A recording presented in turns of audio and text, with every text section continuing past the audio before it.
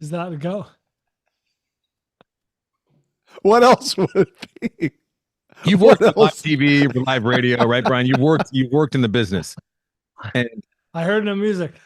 there's There's never been music. there's never one There's on a remote show that we've done numerous times. been Right, music. there are people that are easy to work with, and you love those people, even if they're fucking assholes. And then there's people that are hard to work with, but they're nice guys. And you check neither box. You're hard to work with. You're not nice. There's never been music. Not one I was time. about to ask which category I fell into. Neither. You know that Brian guy, real hard to work with, on and off the air. Doesn't understand pointing. Like, you know, when you point to the host and it's time to go, like he doesn't. That confuses that man. He's confused by that. You know what else confuses him? A movie called Pulp Fiction, and he does a movie podcast. Yes, This is a universal understanding. Brian, just a hypothetical. What else could it have meant? Yeah, what else could What else could Anderson have been doing? In my defense, here it comes. defense. Is that because I could just say it for you? I had the window closed. I was looking at another window. I didn't see you. You're looking at Rotten Tomatoes. I was. I got to keep this streak going. Here's the bad news. Here's the bad news. The show has begun. We're not doing. Hey. No, yeah. You can up here, but all of that is in. All of it. I'm leaving it in because I'm on a time crunch here. I got no problem with that. Okay, cool. But it's a very different episode than anyone has ever. So you understand the time crunch thing has no bearing whatsoever on the episode. I'm gonna say, yeah, film ball. We're gonna do the whole intro. Yeah, well, yeah, but we're not going. I want this to be a particular length, and we'd have to cut the last 2 minutes, which would mean 2 minute lesser of a show. So, go ahead, Brian. What were you saying? This is the most unprofessional opening we've ever. Now you're talking to your wife. What are you doing? All right, I'm ready to start. Here we go. Hey, we're here. Record. You don't point at the person. Go, Brian. All right. It was amusing. It was funny, and now people are growing leery. Yeah, Film Vault. Welcome everyone to the Film Vault. This is the brand new start of the show. That's Anderson. I'm Ryan Bishop for your hosts. I'm giddy. For today, classic episode. Do we decide to air the old live show? We're doing that. Yes. Nice. Enjoy a little preview of what's to come the couple weeks from now for our new live show. But before then, Flick Fashions of Twisters. Twister, was it been seen by you, Avery? No, I'm seeing it tomorrow night. So yet to twist. You'll have to turn your microphone off. Or your headphones. Sorry, running the slub. Turn your headphones off. Anderson, how are you, my friend? I'm good. I'm well. I'm sitting in a very hot garage on a very hot day, but a little bit about the live show that you're going to be hearing later. I'm a little concerned because people, they scroll fast. They see things. They might think, oh, look, they already did the live show. I had the dates wrong and not tune in or come out. Or I guess that's the main, or I'm just a little concerned. So we got to really figure out how to title this in the episode the best. But here's what you're going to get when you hear the live show. It opens up with our horrific theme song, which has many questionable phrases in it. The biggest one being one's a dick, the other's nice. Yeah. Who's that? The other kind. One's a dick, the other kind. Like who's the dick? Who's kind? I'm the dick. I'm pointing. That's our bit now. Terrible bit for an audio show. Yeah, this is like the after disaster. This is terrible. And then guys, come out to the live show. There'll be a lot of pointing. And then we go into you decided to show not just Flick Fest 50 Shades of Grey, but you actually brought a clip with you. Nice. Which is very upsetting. And then we go in and we Flick Fest The Nice Guys. This is August or July 2016, I think it was. Oh wow. I think it was 2016. I know that much. No, it was probably May or June 2016. Let's debate some more. I'm just letting people know what they're going to hear with the show from all those years, from 8 years ago, once they tune in. And I am sitting in a garage on a very hot day here in 2024, and I'm excited to talk a little Twisters. Do we have fan fiction? Are we doing? We're doing this on a Friday night. Maybe the first time we've ever done a film vault on a Friday night. I'm gallivanting next week. Are you getting loose? Are you drinking some cocktails right now? Yeah. Or earlier. People are hearing this, probably, yeah. Right now, I'm drinking coffee, hot coffee, poor choice, in a hot garage. Irish coffee? Irish coffee, it is not, Brian. I did go on vacation once while depressed back east with my dad. And it was wintertime. We hit Chicago and then Pittsburgh. And I remember from morning till night, I was just drinking nothing but Irish coffee. Oh, I came home very rough. I was very sad, even more sad than I was when I left. I was already depressed. And my body was like, what the fuck did you just do to me? Like depressant and accelerant yeah. every day. Why You're would you? wide awake drunk. Yeah. You're not supposed to sustain yourself on this thing. No, not at all. That's why the new trend of espresso martinis is so alarming. Does it alarm you? It is. You have wide awake drunks. Mm-hmm. I was thinking about that the other day because I was with somebody and they were drinking, having a couple pints, if you must know. And it was like earlier in the day, like 2 o'clock in the afternoon. I was thinking like, and he's like, hey, you're not gonna have one? I'm like, no, I got like stuff to do. I got to drive the kid home. He's like, hey, he's drinking coffee after that. And then I thought about how I've heard about that and the safety people and the cops, and they say, yeah, you know what? Drinking coffee does not sober you up. It just makes you an awake drunk. Yeah, an alert drunk. An alert drunk. But I mean, the whole thing with like drinking is like you're not alert, right? So I mean, that makes you like capable of being on the road, right? It's counterintuitive. Like, well, like, if you drink alcohol, you're not alert. Let me know the judge takes this. I'm bringing it. Nope. Oh, actually, I had a coffee. Had a coffee. Well, that just makes you an alert drunk. Well, isn't that the whole point? Is being alert on the road? Okay. This is bulletproof. So I had a pint today or two in Brian's neighborhood, no less. Nice. Why would you do that? Why? Which bar? Stalking horse. At a pint. Oh yeah, the place is great. The one where they have horses with like sexy stockings on? Yes, No, it's the striptease for Palominos. They have a shockingly wide variety of gins. It's like a British pub on Pico. Brits known for their gin? I didn't know. Oh, yeah. Yes. London Dry Gin. All right. I don't know about shit. I'm not cultured. Come on. I don't know stuff. All right. I'm the cultured villain of the show. Any fan fliction? Or are we just too short notice for the turnaround? Yeah, no Switchers only came out today as to record this, so a little early for us. Anderson will be gallivanting.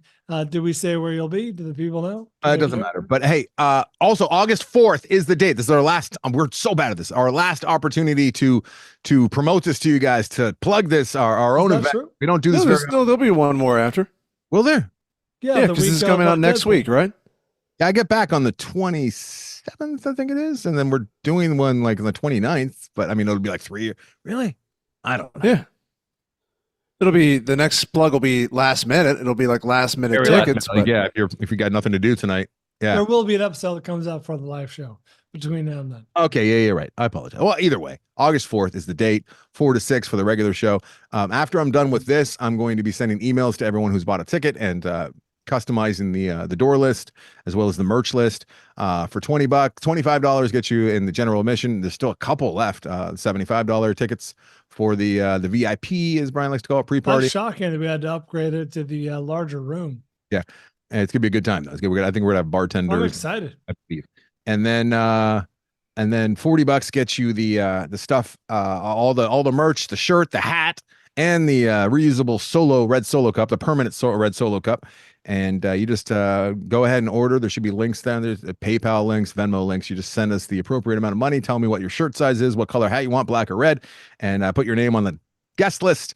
And it's that easy. I think Florence is going to be checking people in. She's also going to be hanging out with us in the VIP room. And it sounds creepy, the VIP room, but you know, the little pre-party that we're going to be having, like for those who really like us and want to get up and close in person, you know what I'm saying? And it's a VIP room, Brian. And any room I'm in. Anything else? Oh yeah. And if you're not able, if you're not able to make it out to the actual show down at the TCL Chinese Theaters on August 4th, the evening of August 4th, Sunday, August 4th, if you're not able to make it out, I know a lot of people are flying in, which is exciting. And I'm going to see so many people that I email back and forth with, and names that I know, but the faces I don't know or I haven't seen in too long. So it's going to be a big celebration of the Film Vault. We're also unveiling our new logo that night. So it's going to be across all platforms. It's a big night. It's going to be a fun night. We're going to be doing top 5 most absurd action sequences ever recorded the film, ever committed to film, I should say. We're going to be projecting those up on the big screen, but also my buddy Rand, as I guess I call him all the time, but my buddy, your buddy Rand. Rand is a professional videographer, filmmaker, documentarian. He does this for a living, kids. He charges lots and lots of money. I've worked for Rand. I've done some things adjacent to Rand. Rand is very, very good at what he does, and he is going to be there documenting this as well as running a live stream of this for anyone at the $10 and above level. Anyone at the watch along level on the Patreon, you will get a link day of, and just watch your Patreon, and you should get an alert letting you know, all right, the link is up. You can tune in to the live show from wherever you are. And if you can't sit down in front of a computer and watch it live as it happens, it will be available to you as long as you are at that level. So it's a good time to jump on that level for the first time ever. We just watched Idiocracy a few days. That was a good time. And a lot of people enjoyed that. And what you can do is just queue up movies that we've already had watch-alongs for and listen to our dumbasses as you watch it. And we make comments and give you quotes. Some trivia sometimes, or like little info. I assume that we'll be doing a walkthrough with Avery and or Rand.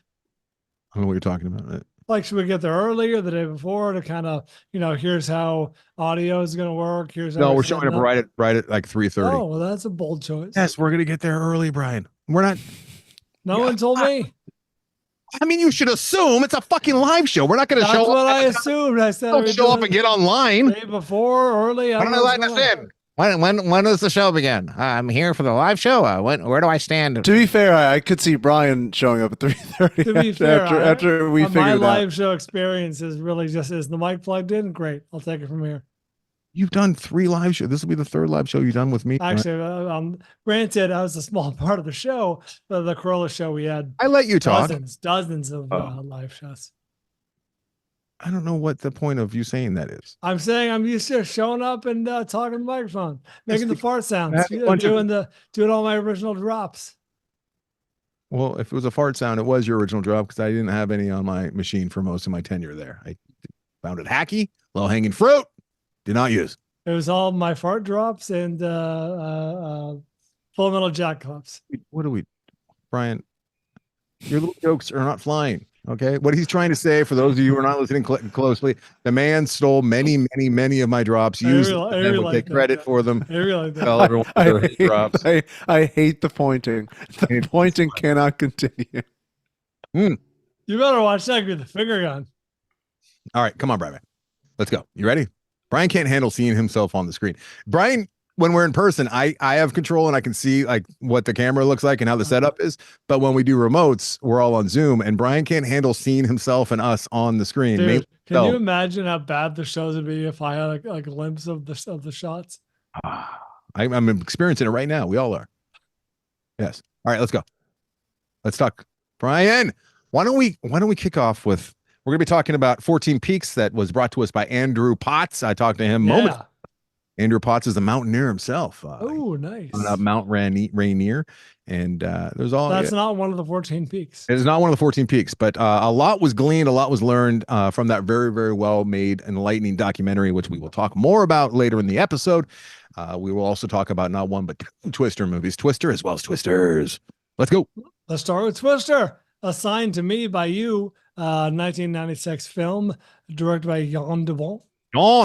Starring Helen Hunt, Bill Paxton, Jamie Gertz, the richest woman to ever act. Carrie Elways, Philip Seymour Hoffman, Jeremy Davies, Alan Ruck, and about a half dozen. Oh, it's that guy from the 1990s. 67% of Rotten Tomatoes. You can stream this on Max if you'd like. Feels slow.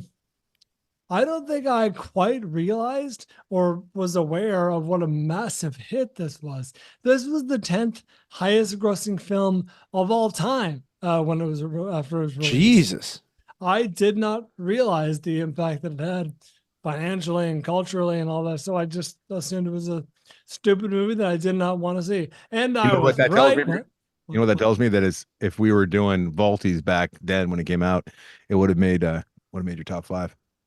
Oh yeah, by far. Cultural phenomenon, which goes a long way for your list.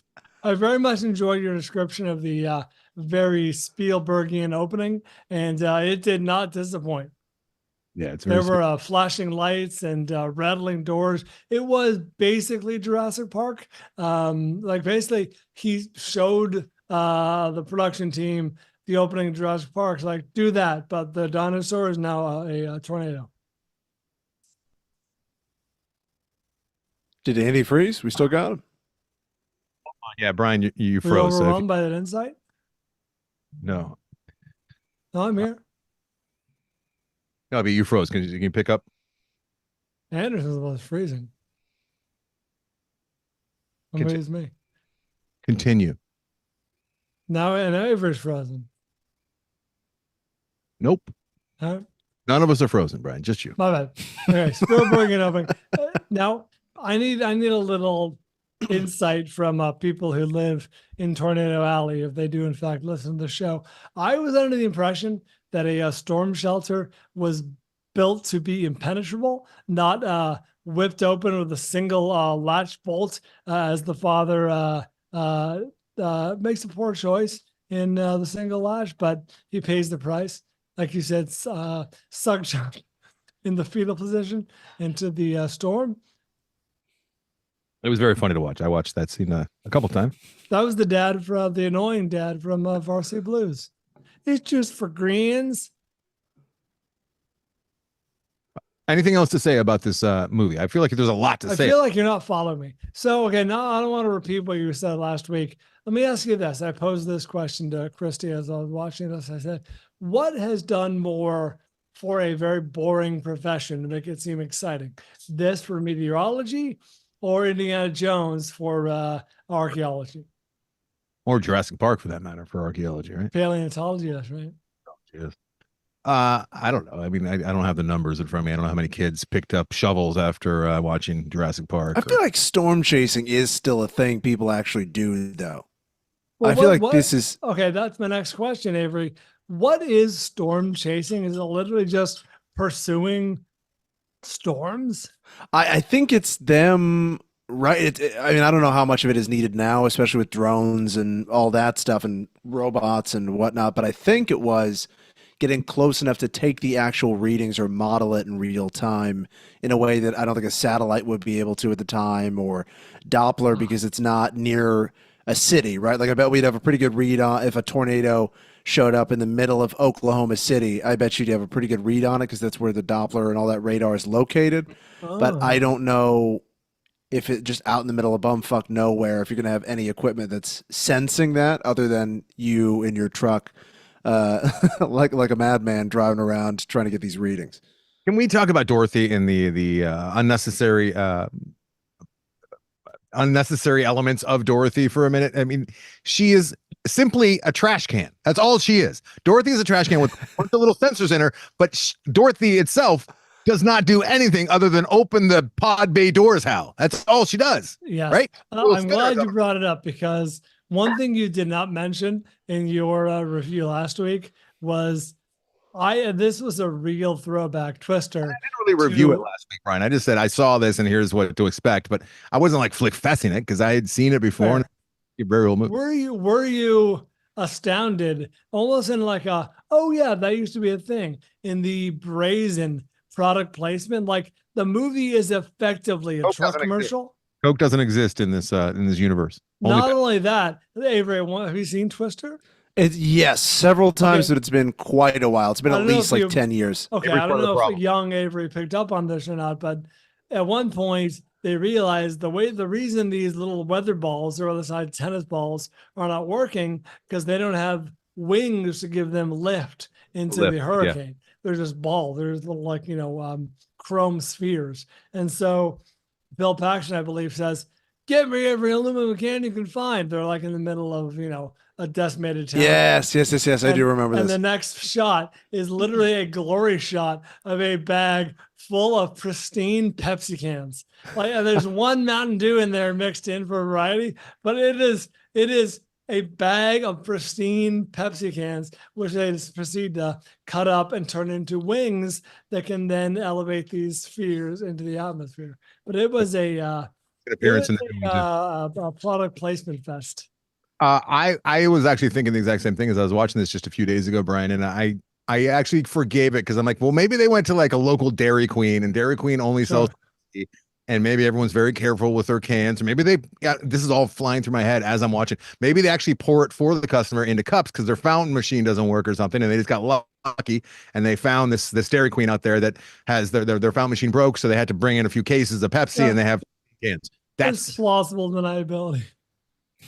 But I had to do all that thinking instead of watch the montage of them, effectively watch the montage of them cutting out their little shapes. It was wild. I enjoyed Philip Seymour Hoffman very much doing something with a nothing role. There's nothing interesting about that character or that role, the way it's written. The way he played it was very bizarre. Almost Crispin Glover-esque in the sense that he's doing things that the script does not require. Oh yeah, for sure. He's doing like a Spicoli almost. Yeah, he was great. So I have a memory of this movie. One, I think I liked it a fair amount, but I think I liked it in the same way you'd like a movie like Independence Day, where it's very cheesy and very 90s, but you forgive it because you're having fun. I remember, is there a heavy score in this? I remember them really trying to build suspense and tell you how to feel. Yeah, there's I saw it 2 days ago. I don't remember that. the score is pretty heavy. It's pretty on the nose. The new one, they use more source music and more country. Actually, did you notice that? it's not as heavily scored, but yeah. Was there a country song in there? In the new one, Yeah. I can't tell if you're joking. Are you joking? Oh, there were 7 or 8. Yes, sir. It was all country. I remember when the first one came out, everyone was kind of into it for the spectacle, obviously, and we had never really seen CGI used in this way. A good tornado movie had never been made, short of like Wizard of Oz. Because I remember it feeling really realistic. I remember it seeming like, holy shit, this is real. Everyone Well, was it's like, worth the effects held up to an extent. Like I didn't. There were a few things like Atticus picked up on. It was like fake, but that was like trucks flying through the air. Yeah, the cow. The actual tornado. That looks all right for 1997. Apologize, Brian's glitching a little bit, and No. I don't know what to do about that. I guess we just. I'm hearing them just fine, Right, but I'm also not recording. Thanks, buddy. Head on me just now. But yeah, I remember just being annoyed for all the same reasons. I was just flat out annoyed at the time when this was in theaters. Now I can look back on it and kind of laugh at the cheese. And I was actually hoping for the same amount of cheese in Twisters, which was seen by us this week. Brian, what did you think? Unless you have something more to say. Do you want to do an ad first or a commercial break? Let's take a quick little break. Tease him across the break. Twisters coming up next. Twister there, Brian, before What's that? Anything more to say about Twister? No, it's a silly 90s. It's that kind of movie. I guess it's a little better than most, but not much. Well, real quick too, Also, if you haven't seen it, do you feel like it enhanced your viewing of Twisters? In no way. Okay, Anderson, so did you pick up on any? I picked up on a single passing reference to the first one. Dorothy? Yeah. Yeah, I thought we might see Helen Hunt. I thought for sure there'd be pictures of Bill Paxton.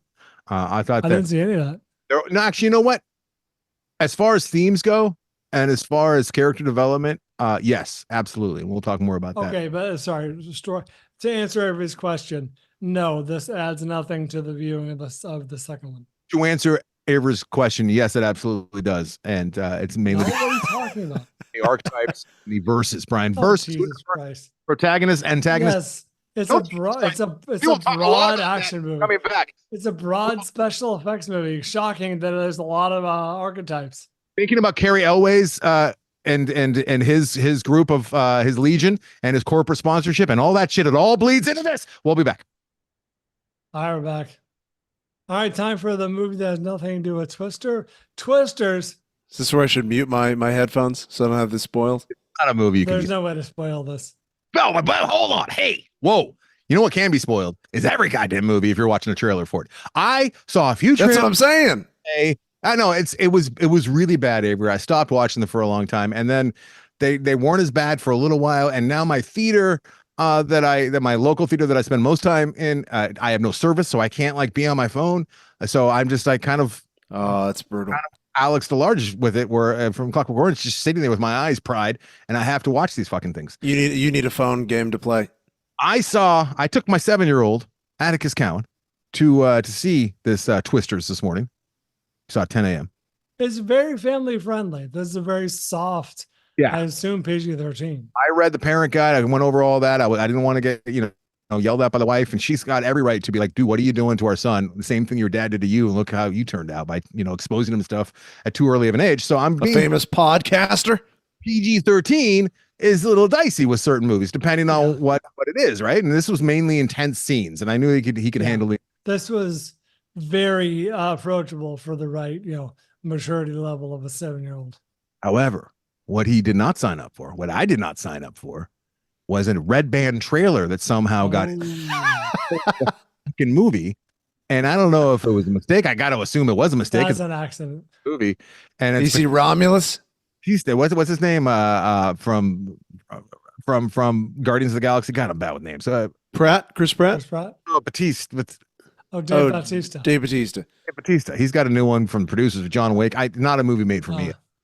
So much fucking blood spatter, so much use of the word fuck, which, he knows what fuck is, but it was mainly just he was looking at me like, why am I seeing this, Dad? I know this is shit that I should not be seeing. At one point, somebody takes a record right to the head and it goes in his fucking head. Blood squirts everywhere. And Attic, why are you doing this to me, Dad? I don't feel like his first little thing he said was the very first gunshot we saw. And I didn't realize that it was red band. I didn't pick up on that, or maybe I was talking to him about something. But I just hear him say, oh, geez. Oh, geez. And I'm like, dude, that's sensitive little boy. He's looking up at the speakers, trying to not look at the screen because he knows you shouldn't be seeing because when it's blood splatter stuff, he's like, fuck, I should not be. Which there's a whole argument to be had about senseless violence in PG or even G-rated things, but as long as there's no blood, it's okay. But I think that's even more dangerous in some ways because it shows no repercussions or consequences. And it desensitizes kids. Either way, he knew he shouldn't be seeing this. He shouldn't be hearing the fuck words. What I shouldn't have been seeing, what no one should have been seeing, is the fucking major twist is given away. And it has to do with a brain tumor. Or does it? Oh, I'm listening. Unbelievable. And I'm assuming that it's a big giant reveal in the movie. I'm assuming. And I don't know if it is because the movie only because I remember Florence talking about this on a red light, green light, or something like that. It's been mentioned on the show before with Dave Bautista. This is ringing a bell of it. Basically, he thinks he has a diagnosis, and he plays a hitman, and he puts a hit out on himself for some weird shit. Right? I haven't seen Is that the premise? I didn't pick up on that. I picked up on him, kind of risking his life because he had 3 months to live, and then learning that that's not quite the case. I think Florence mentioned on red light, green light, so I'm not sure because I think she mentioned it. I think she mentioned it in the pitch, or it was in the log line.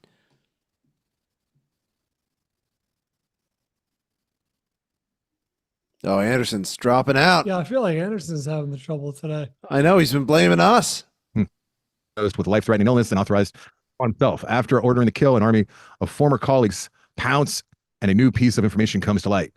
Insanity ensues. All right, so maybe it does come up early on. They don't tell you what that new piece of information is, but I already know because I watched the trailer. Killer's game. Speaking of new information, we think you're the one that's glitching. Oh, really? Sorry. All right, how about I turn that off? Turn this up. Off. Okay, go ahead, guys.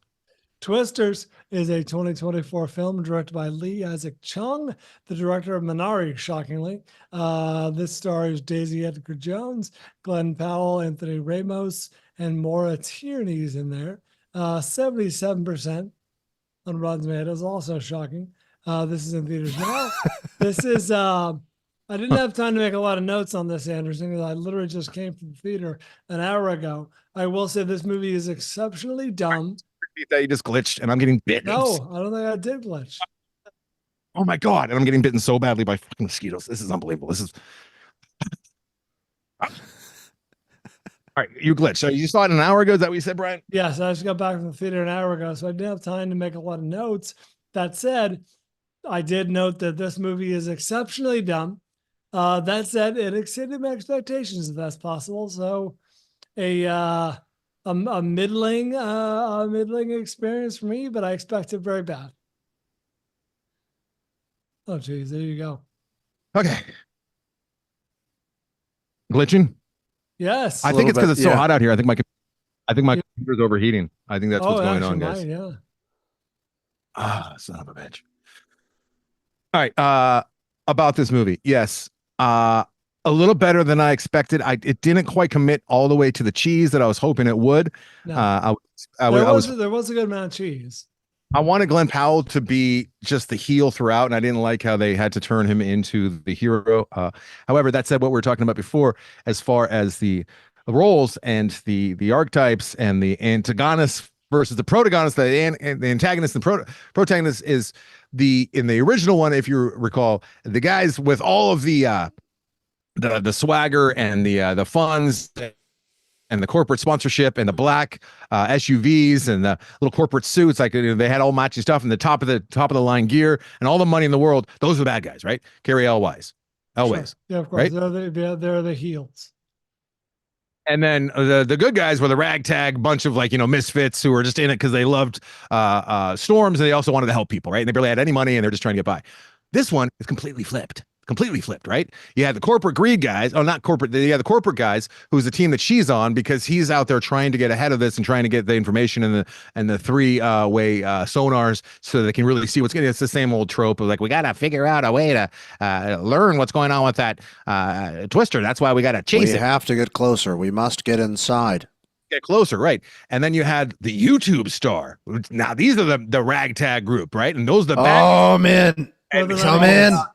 And that's Glenn Powell and his ragtag group of misfits who are all like central casting. Like, hey, let's ride into the hurricane the tornado and light up some fireworks. The fireworks in the tornado. It's pretty goddamn from the suck zone, right? So those are the bad guys, and the corporate guys are the good guys. But then there's some twists and there's some turns. And I'm thinking, watching this, I'm like, wow, all these years later, and they can't even have one side being just like they're doing it for the good of humanity. Like, it's got to be either for the corporate money or for the YouTube fame. Like, have we just completely lost sight of why people should be doing good things? And then there's ridiculous things in this movie, just for the writing of it all, where they got to place the last sonar, the last piece of because they need to triangulate it, right? And they're about to do the last one, but oh no, look, there's a town over there that's going to need our help. And we should not do the last piece of sonar. We should race off and speed over to that town to help them, because these people are rubes. They don't know that if a tornado's coming, they should get underground and get to safety. And that's just what they do, Avery. They abandon the project to go race to town that is blowing all over hell's creation, right? And they're saying, let go of that umbrella. You're going to be hurt. Get underground. And they're like, what? What do you mean? I live in Tornado Alley. That's the first I heard of it. Like, the absurdity of that being the reason that they had to abandon the project. And there's another like someone in Florida not knowing what a hurricane was. Yeah, precisely. Like, you mean you can't blame the or like us in LA, like the ground is shaking. We're like, what is that? I don't understand. Seismologists who chase earthquakes are running and saying, there's an earthquake coming. This is an earthquake. It's happening now.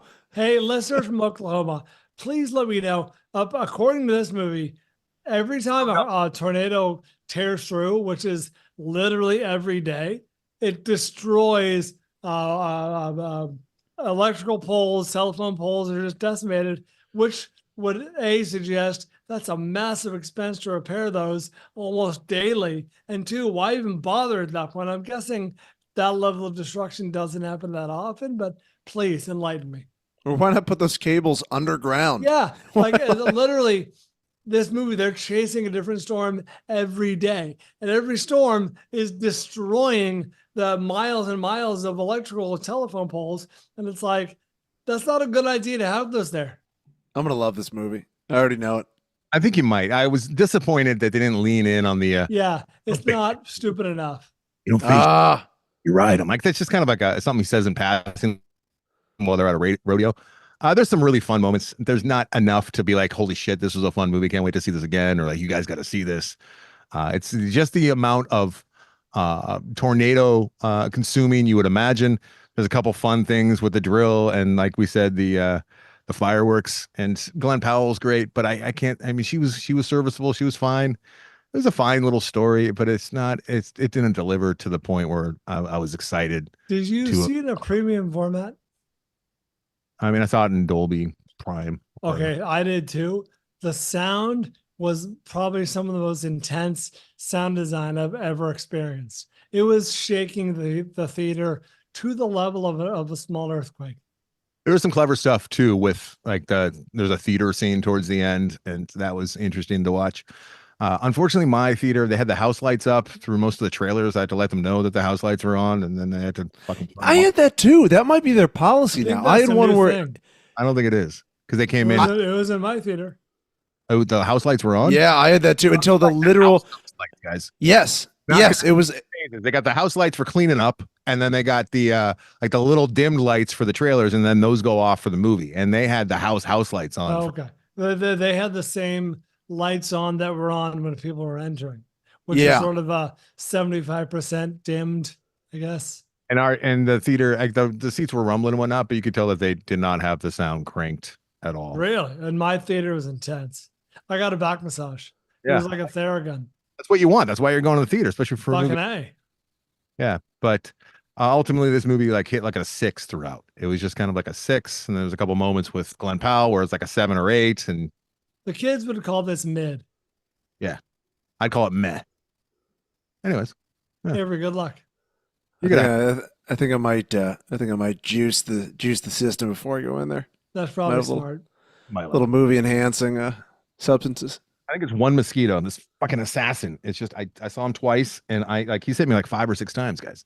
This is brutal. All right, I'm let's gonna try to feel like I'm inside the tornado. That's my goal. that's their goal, and I don't know if they quite achieved it. But the sound, I'm telling you, the sound is magnificent. The effects are good too. Are you ready? You want to peek it? 14 peaks, Bray. 14 Peaks, nothing is impossible. This is a 2021 documentary directed by Torquil Jones. This is starring Nimal Purja. What? Nims. Nims, correct. Nims, as he's better known amongst his friends, he is the subject of this documentary. It is 90% of Rotten Tomatoes, streaming on Netflix. Nims is a professional mountain climber who attempts the idea behind this. He's like, I'm going to climb all 14 mountains in the world that are over 8,000 meters tall, and I'm going to do it in the course of a year. Less than a year, like 6+ months, right? Was his goal. Indeed. Well, if you want to spoil it.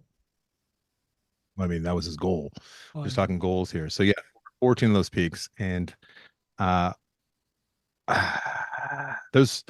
so we've seen a lot of mountaineering movies. We've seen like a lot of movies that like Free Solo is one, Sure. obviously. That's the gold standard.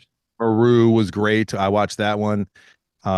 This Mountain Life by our own Grant Baldwin is kind of similar to this, and it's people doing amazing. This is the Netflix documentary too, which I think is part of the problem, because it was a really well-made documentary, and it definitely, I think, deserved more attention and more should have got more traction than it did. It kind of came and went, and as did this story, because this guy set out to do something that most people thought was just fucking mind-boggling and ridiculous and absurd, and no way you could ever do it, which is climb all these peaks.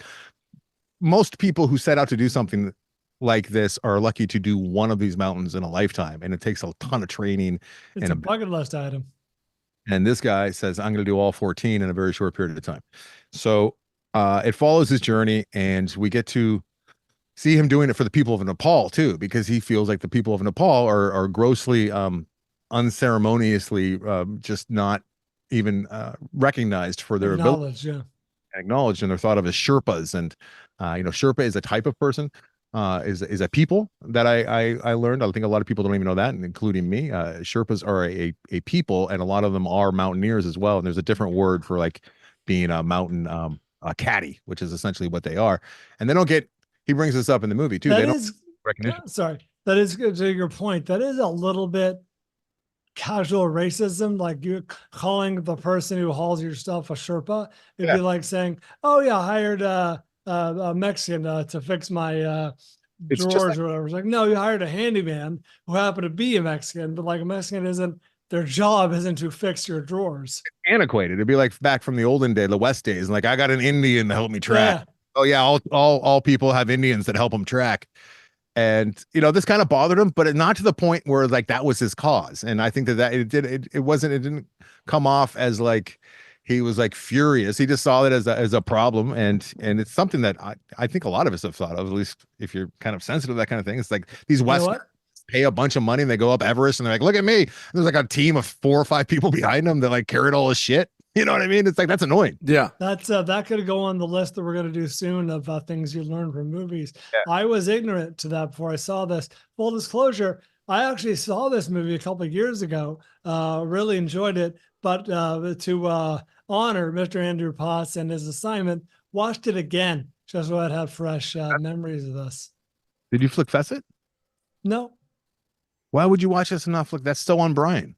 you know what? It was probably the time of year at the towards the end of the year when I'm watching a lot of Oscar movies. I end up having a lot of like secondary movies kind of pile up, and by the time that gets around like to the next year, it's just not interesting anymore. So I didn't bother. Did you think this was a music doc and then you shut it off once you realized it wasn't? Yeah. I assumed it was the peaks of the waveform on the recording, but silly me, it was mountain climbing. Silly you. Yes. Yes. Speaking of which, Avery, I do have more than one music doc that I'm holding on to just because that's how Fuck. life goes. Fuck. Next how week might have to happen. So, like, as I was saying, Andrew Potts and I spoke for about 30 minutes about this one. He's got a lot of passion for mountain climbing. And Wait, hold on. So that means next week it's going to be Deadpool and music docs?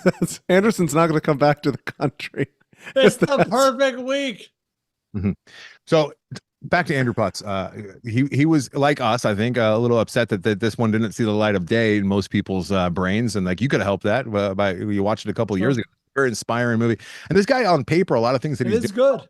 would have bugged me. He kept saying that he's doing it to inspire people, to show people what people are capable of. And it's kind of like those Instagram like influencers like, I'm this 8-pack's for you, you know, inspiration. It's like, no, dude, you're trying to show off your fucking 8-pack. Nims didn't come off like that. Nims came off as a dude who like He genuinely loved like the art and craft of mountain climbing. Yes, and he's a natural. Like he's just got the natural ability. At one point, he's doing a test with at the altitude center in London, and he's just off the charts. Like what he's able to do. They test you by depriving your body of oxygen while you're on a bike, and they're taking all your readings and they're giving you like a little test to see if you can still think quick on your feet with the lack of oxygen. And he's just crushing it, right? I'm depriving my body of oxygen when I'm on a bike. Everyone is, Brian. I guess especially you, right? Because of your condition. But yeah, he's like saying like, I want to show people, you know, what people can do, and also, you know, accentuate. And then he's got some stuff with his family, and his mom is, you know, failing a bit, a lot bit. All right, an assassin mosquito, man. It makes it very. I feel like I'm on an altitude test right now.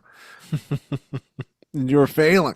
I feel like I'm in a Japanese game show. Like, let's see this man do a live show while being. Well, speaking of which, I was thinking of Nasabi when he's climbing the mountain. Yeah, eggplant. So yeah. What else, Brian? There's so many drone shots. A lot of drone shots, and I really like the mix of this movie. It's and we've said it a lot. The documentaries, you know, they need a nice mix. They need a nice ratio, and it needs to be part talking heads. You can't get away with not having talking heads in a lot of these documentaries.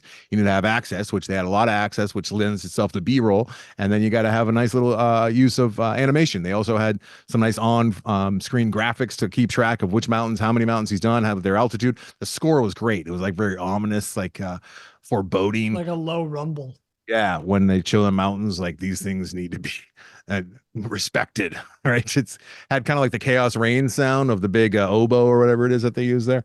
Well, you don't face your fears. You rad You climb them. You climb them.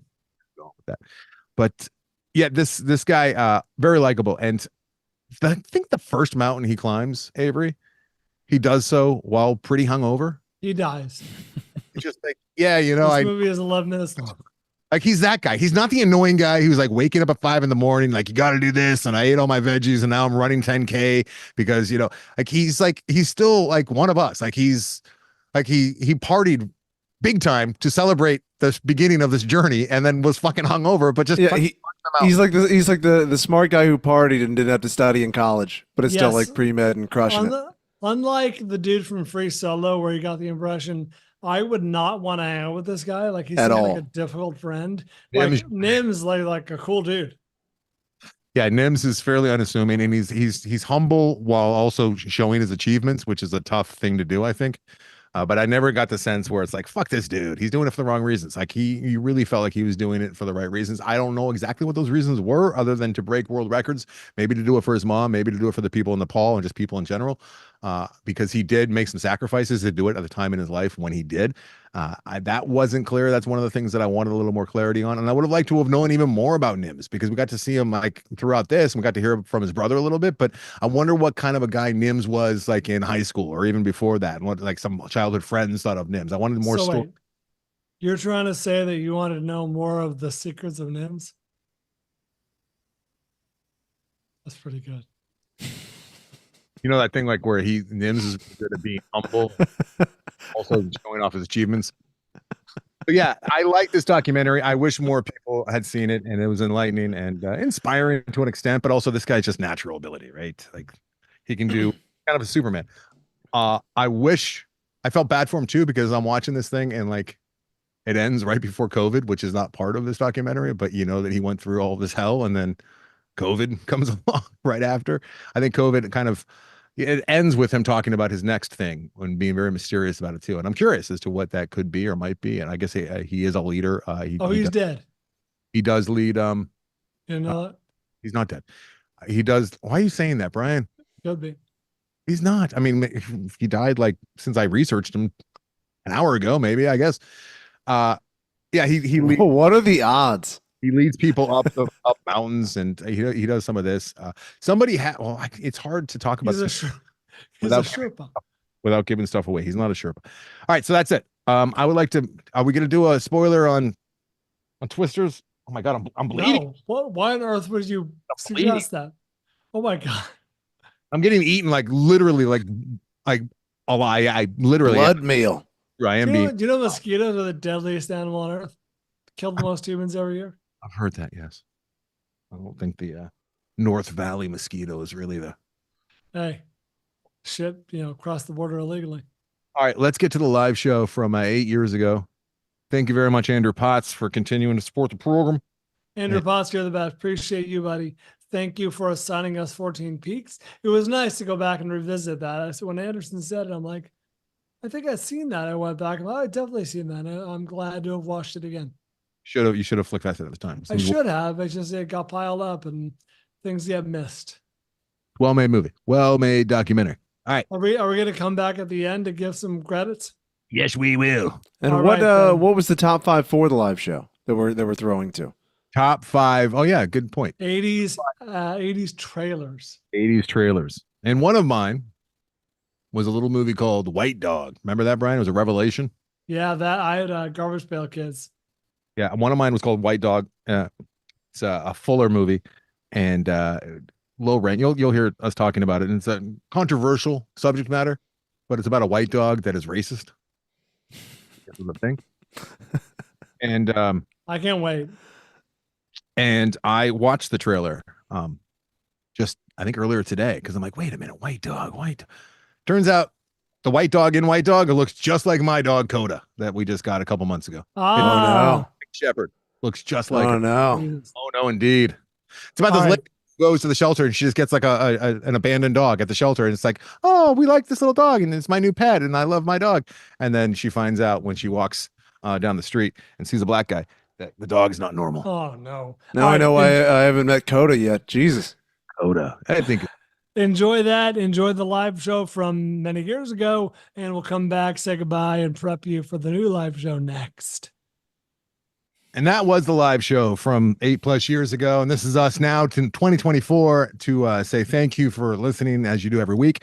Don't forget that if you would like to hear the updated version of that, which we have not done yet, but we will be doing something similar to that August 4th, 2024 at the TCL Chinese Theaters. We'll also be, we're so bad at this. We're giving away a TCL TV as well. 92. No, one. You do it. Oh. 8-inch TV, and we're also giving away one of Tim Judd's. How big? I think that got cut off. 98. It's not cut off at this end. 98-inch TV, and we're giving away. Tim Judd is also giving up one of his signature lamps. Ooh. Super 8 camera that's being held by a hand. So we're giving away some pretty big giveaways at this show. It's gonna be good. It's gonna be a lot of fun. It's worthy of coming out to support the show, see the show done live at a beautiful, famous, probably the most famous theater in the world, and an opportunity to get some not one but 2 prizes we're giving away, as well as very, very affordable merch. $40 gets you a shirt, a hat, and a cup. It'll be a fun Can I time. wear? Can I wear one of those hats on stage? Well, I mean, you can. Yeah. Like if you buy a hat, it doesn't get you up on stage, but yeah, Avery, you can bring yourself up on Love stage. it. Yeah. Love it. Yeah, modeling our hats. You guys, seriously, aside from Florence, I probably will not recognize a single one of you. That is more on me than it is to you. I have a condition. So please introduce yourselves. Remind me who the fuck you are. Like, oh, I work for the show for free. Like, dude, thank you so much. Here's a beer on me. Either way, please do not be offended if I do not recognize you instantly. I appreciate you being there. I You're sticking appreciate everyone up who doesn't do anything for the show to come up to you at any given time and say, "Hey, Brian, my name's Jack. I work on the show for free." And you'd be like, "Oh, great. Here's the beer yeah. on." Oh yeah, And that's what I'm saying. And if Brian doesn't make eye contact with you, it is not personal. He does that with everyone. Yeah. I'll be looking away, looking down. Yeah, it's just what I do. That's All not right, true. thanks, guys. Hope you enjoyed the live show. Thanks, Andrew Potts, for assigning us 14 Peaks. Thanks to the Coalition for being the feature artist of the week. Thank you for continuing the Amazon click-through link. We appreciate you guys tapping that and shopping all that you do. We're not going to read any purchases this week because, as a reminder, we're recording early, but I will make sure to get every single one of your purchases that I mentioned on next week's episode, all the big purchases anyway, interesting and notable as they may be. Check us out on Patreon, The Film Vault, Twitter, The Film Vault, Facebook, The Film Vault, AndersonBryan.com. Anderson Bryan's Instagram, Anderson and Bryan is a TikTok, and YouTube is The Film Vault Podcast. Thanks to Giovanni, Direct Docum. I think I said it right. Mike, Cole, The Goose, and Eric Kath. Appreciate you guys making the show go. Hope to see all of you at the live show. And until then, We do it for Fando.